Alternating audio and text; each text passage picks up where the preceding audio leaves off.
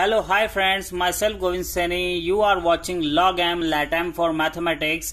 जैसा कि हम डिस्कस कर रहे थे रियल एनालिसिस को, और अब हम आगे बढ़ते हैं रियल एनालिसिस के अंदर, जिसमें हमने पढ़ लिया था फील्ड, ऑर्डर्ड फील्ड, और अब हम आते हैं bounds of an ordered field पर. So see what is the bounds of an ordered field. Bounds को हिंदी में कहते हैं परिबद्ध. ठीक है, तो देखते हैं वो क्या होते हैं. सो हमारे पास सबसे पहला है अपर बाउंड. अपर बाउंड का नाम से पता चल रहा है ऊपर से बाउंड करना, ऊपर से बांधना. ठीक है, जिसे हिंदी में कहते हैं ऊपरी परिबद्ध. तो आइए इसकी डेफिनेशन पढ़ते हैं. डेफिनेशन है let F be an ordered field. F क्या होनी चाहिए? ऑर्डर्ड फील्ड, यानी कि वो एक फील्ड हो और वो हमारे जो O1 से लेके O4 तक के ऑर्डर एक्सियम्स हैं उन्हें फॉलो करती हो, और साथ ही साथ हम क्या करेंगे, S be an non empty subset of F. अब एस क्या है? एक सबसेट ले लिया एफ का जो कि नॉन एम्प्टी है, यानी उसमें एटलीस्ट वन एलिमेंट तो है ही है. ठीक है, then an element k belongs to F. के कहां से लिया है? एफ में से लिया है.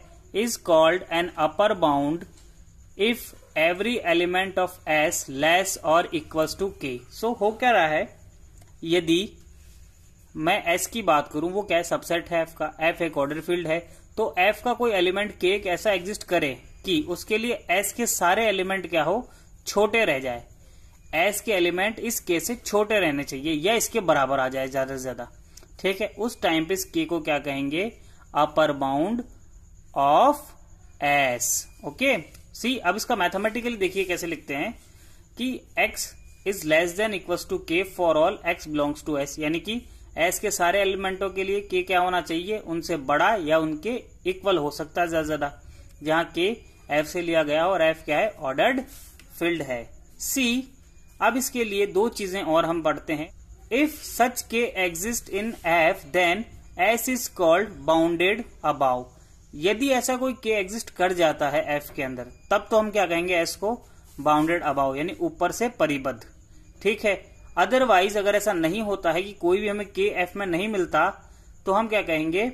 इट इज अनबाउंडेड अबाउ, कि ये सेट एस क्या है? ऊपर से अपरिबद्ध है, ऊपर से परिबद्ध नहीं है. ठीक है, इसी तरह से हम बात करें तो if K is upper bound of S, यदि के एस का अपर बाउंड है, then all numbers greater than K are also upper bound of S.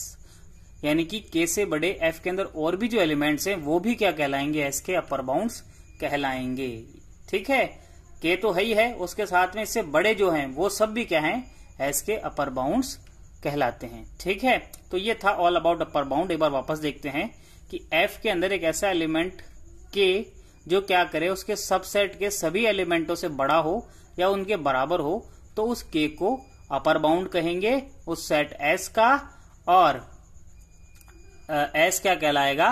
Bounded about, ऊपर से बाउंडेड. ठीक है, और अगर ऐसा के नहीं मिलता है हमें एफ में, तो हम क्या कहेंगे कि जो एस है वो अनबाउंडेड अबाउ है, ऊपर से अपरिबद्ध है. ठीक है, और यदि के इसका अपर बाउंड है एस का, तो उससे बड़े जितने भी एफ में एलिमेंट होंगे वो सब भी एस के क्या होंगे? अपर बाउंड्स होंगे, यानी ऊपरी परिबद्ध होंगे. ठीक है, अब आइए आगे बढ़ते हैं और एक और आर्टिकल को डिस्कस करते हैं, वो है लोअर बाउंड. लोअर बाउंड क्या होता है? आइए देखते हैं इसकी डेफिनेशन. ठीक है, या निम्न परिबद्ध इसे हिंदी में कहते हैं.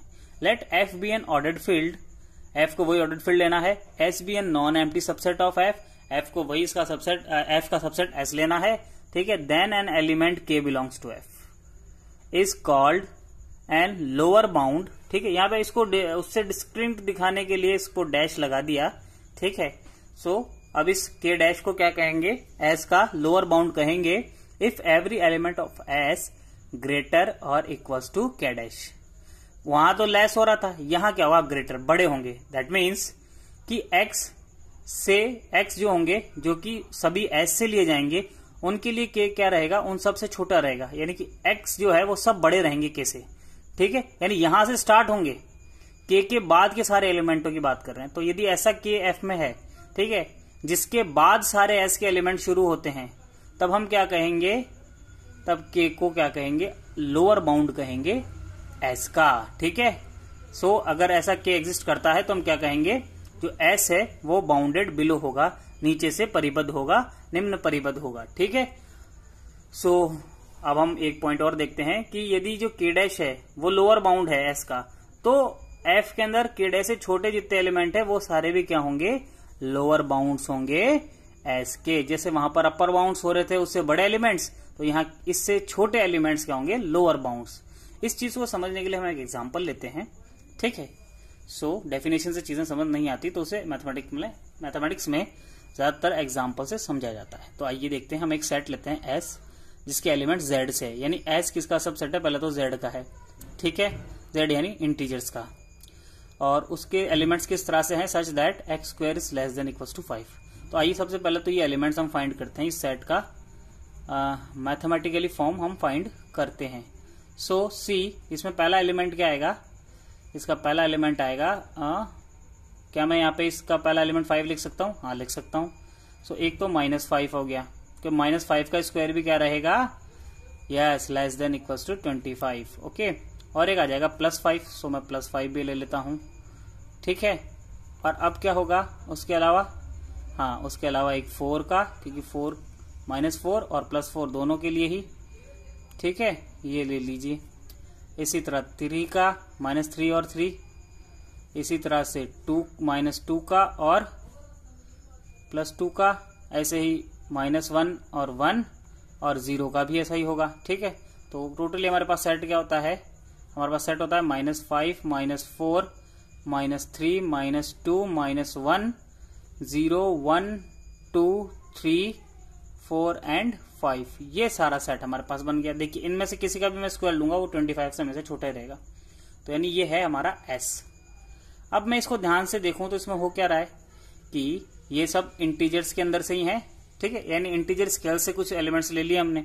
अब ध्यान से देखूं तो 5 एक ऐसा एलिमेंट है, ठीक है, इस सेट का, है ना, और ये Z के अंदर भी होगा, इंटीजर्स में तो है ही 5, ठीक है। सो 5 एक ऐसा एलिमेंट है जो क्या कर रहा है, इस सेट को ऊपर से बाउंड कर रहा है, यानी कि 5 से इसके सारे एलिमेंट्स क्या है, छोटे हैं, और अधिकतर ये जो 5 है वो खुद इसके बराबर है। तो मैं कह सकता हूं कि x is less than equals to 5 for all x belongs to S, ठीक है, ये हो गया। अब इसी तरह से मैं क्या कह सकता हूं, ये तो हो गया इसका अपर बाउंड, और S क्या हो गया, ऊपर से परिबद्ध, यानी कि अपर बाउंडेड, ओके। अब इसी तरह से क्या यहाँ पे -5 इस तरह से है कि इसके सारे एलिमेंट उससे बड़े हैं, है कि नहीं है, है ना, -5 से सब बड़े हैं, या अधिकतर उसके इक्वल है ये, ठीक है। सो मैं क्या कह सकता हूँ, it is also for all x belongs to S। So यहां से क्या हो गया इसका लोअर बाउंड, और ये सेट क्या हो गया, नीचे और ऊपर दोनों तरफ से बाउंड हो गया, यानी कि निम्न परिबद्ध भी है और ऊपरी परिबद्ध भी है। अब देखो 5 से बड़े एलिमेंट Z में कौन से हैं, 6 है, 7 है, ठीक है, 8 है, तो ये सब भी क्या होंगे, अपर बाउंड्स होंगे S के, ठीक है।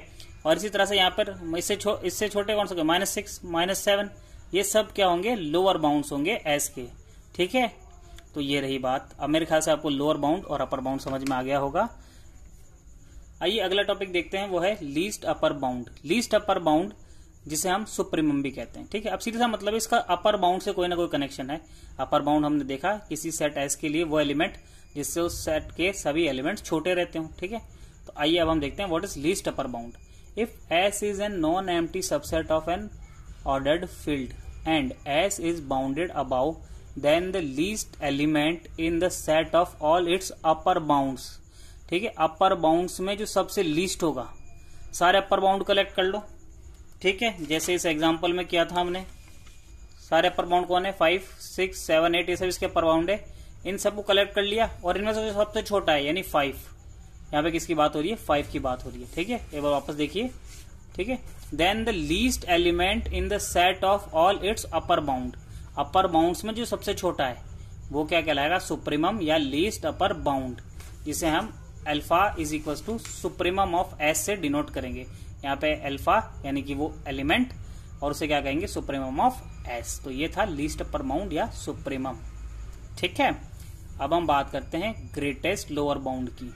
If S is a non empty subset of an ordered field and S is bounded below, then the greatest element in the set of all its lower bound is called infimum or greatest lower bound of S denoted by alpha dash बराबर infimum of S. इसे infimum of S कहेंगे। और ये क्या है? Greatest lower bound. Lower bound का मतलब हमने पहले पढ़ लिया कि एक ऐसा एलिमेंट किसी सेट एस के लिए जिससे सेट एस के एलिमेंट सारे बड़े हों, ठीक है, यानी वो सबसे छोटा होना चाहिए अगर वो एस का एलिमेंट है तो भी, या फिर एस के एलिमेंटों से वो छोटा ही रहेगा हमेशा, ठीक है, उसे हम लोअर बाउंड कहेंगे। अब ऐसे सारे लोअर बाउंड इकट्ठे कर लो, ठीक है, उनका सेट बना लो, ठीक है, set of all it's lower bound, उसमें जो सबसे बड़ा होगा वो क्या होगा? वही हमारा इन्फिमम होगा, या जिसे हम कहेंगे ग्रेटेस्ट लोअर बाउंड। इस एग्जांपल में जैसा कि मैंने बताया था -5, -6, -7 ये सब इसके लोअर बाउंड्स है। तो इनमें जो सबसे बड़ा है कौन? -5, ये क्या होगा? इन्फिमम होगा। और इसमें सुप्रीमम मैंने बताया था 5 होगा। सबसे बड़ों में सबसे छोटा और यहाँ पे सबसे छोटों में सबसे बड़ा, ये सुप्रीमम और ये इन्फिमम। सो ये हम समझ चुके हैं कि क्या होते हैं सुप्रीमम्स और क्या होते हैं इन्फिमम्स। हे गाइस, वीडियो तो यहीं पर समाप्त हुआ, लेकिन अगर आप प्रिपेयर कर रहे हैं एसएससी सीजीएल के लिए या फिर सीटेट टेट के लिए या फिर आप किसी पुलिस एग्जामिनेशन की तैयारी कर रहे हैं, तो हमारे इस वीडियो के डिस्क्रिप्शन में एक लिंक है जिससे जाकर आप मॉक टेस्ट पेपर्स खरीद सकते हैं। और इस लिंक के बारे में आप अपने फ्रेंड्स को भी बताइए, जहां पर आप मंथली, 6 मंथली और ईयरली सब्सक्रिप्शन ले सकते हैं, पेपर्स खरीद सकते हैं जिनके अलग अलग चार्जेस हैं। तो जाइए, चेक इन कीजिए। Thank you very much.